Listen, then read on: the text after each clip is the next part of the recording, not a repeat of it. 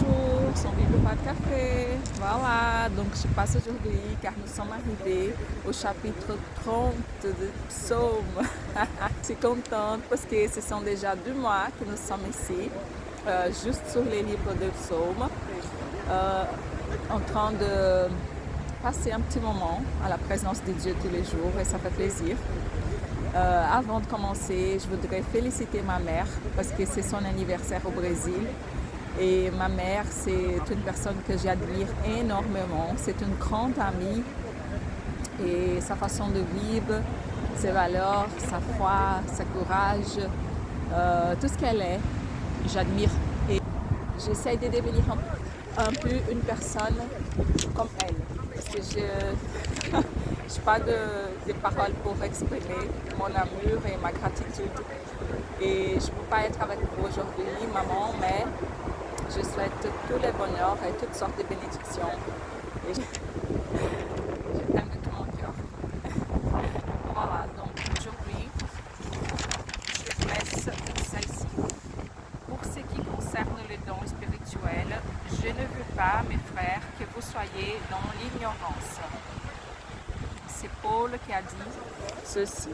On a commencé depuis le début à étudier que nous sommes esprit, âme et corps. Nous avons vu la différence entre âme et l'esprit. Nous avons vu que l'esprit et l'âme ne sont pas la même chose et que l'esprit, c'est la partie de nous qui se communique avec le Seigneur. Nous avons étudié les dernières semaines au sujet du Saint-Esprit de Dieu qui vient habiter à notre esprit. Si vous n'avez pas vu, je vous conseille d'aller revoir car c'est enregistré et je ne veux pas me répéter tout le temps, sinon c'est un peu fatigant. Et maintenant, à partir de prochaines vidéos, on va parler un tout petit peu au sujet des dons spirituels. La définition des dons spirituels, c'est les dons spirituels sont une capacitation extraordinaire que le Saint-Esprit accorde à chaque personne pour que nous puissions travailler dans l'édification de nous-mêmes et de l'Église et de la société et de tout ce qui sont autour de nous. D'accord? Voilà, donc aujourd'hui je ne vais pas parler longtemps à propos de ça, je vais juste vous laisser une petite introduction.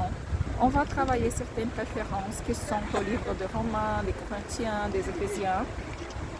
Les dons spirituels ils sont divisés par 3 catégories. Les verbaux sont la diversité des langues, interprétation des langues et prophétie, les dons de révélation, la parole de sagesse, la parole de connaissance, les discernements d'esprit et les habiletés, la foi, le don de guérison et opération des miracles. Voilà, donc c'est extraordinaire avoir ces informations et avoir ces dons aussi. Comme dans un temps où l'information elle est accessible, nous voulons toujours être informés de tout. Et une chose que Paul a dit, c'était qu'il ne faut pas que nous soyons dans l'ignorance au sujet des dons spirituels. Ignorer, ça veut dire une personne qui ne connaît pas certaines choses. Si nous voulons avoir de la connaissance un peu de tout aujourd'hui, cherchons un peu sur Internet.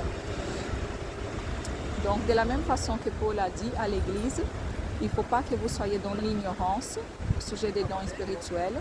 Le Saint-Esprit, il dit à nous aujourd'hui la même chose. Aujourd'hui, c'est ça.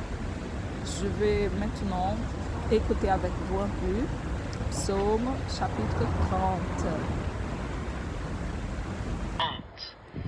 Je t'exalte, ô Éternel, car tu m'as relevé. Tu n'as pas voulu que mes ennemis se réjouissent à mon sujet. Éternel mon Dieu, j'ai crié à toi et tu m'as guéri. Éternel, tu as fait remonter mon âme du séjour des morts. Tu m'as fait revivre loin de ceux qui descendent dans la fosse. Chantez à l'Éternel, vous qui l'aimez, célébrez par vos louanges sa sainteté, car sa colère dure un instant, mais sa grâce toute la vie. Le soir arrivent les pleurs, et le matin l'allégresse. Je disais dans ma sécurité, je ne chancellerai jamais. Éternel, par ta grâce, tu avais affermi ma montagne, tu cachas ta face et je fus troublé. Éternel, j'ai crié à toi, j'ai imploré l'Éternel. Que gagnes-tu à verser mon sang, à me faire descendre dans la fosse? La poussière a-t-elle pour toi des louanges? Raconte-t-elle ta fidélité? Écoute, Éternel, aie pitié de moi. Éternel, secours-moi. Et tu as changé mes lamentations d'allégresse, tu as délié mon sac, et tu m'as ceint de joie, afin que mon cœur te chante et ne soit pas muet. Éternel mon Dieu, je te louerai toujours.